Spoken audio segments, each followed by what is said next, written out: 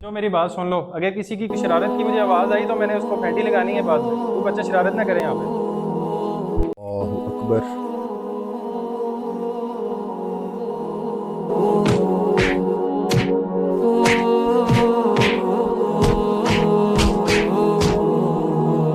अस्सलामु अलैकुम वरहमतुल्लाह। अस्सलामु अलैकुम वरहमतुल्लाह। ये कौन साउंड आ रहा था पीछे? आप कह रहे थे शॉप खड़े हो जाओ। आप कह रहे थे शॉप खड़े हो जाओ। प्यारे भाई बात सुने, ये बच्चे अपना तमाम तर वीडियोस, गेम, क्रिकेट छोड़ के मस्जिद में आते हैं। तो मस्जिद में आते अगर हम इनको डांटेंगे, मारेंगे, ये कभी मस्जिद में नहीं आएंगे।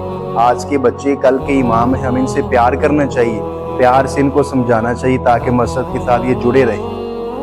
कारी साहब आप ठीक कह रहे हैं। मस्जिदों में आने वाले बच्चे अपनी वीडियो गेम्स और दीगर मसरूफियात को छोड़ के मस्जिद में आते हैं। अगर वो कोई गलती करते हैं तो हमें चाहिए कि हम प्यार से उन्हें समझाएं, ना कि सख्ती के साथ। हमारी इस वीडियो को अपने दोस्तों के साथ ज़्यादा से ज़्यादा शेयर करें। जज़ाकल्लाहु खैर।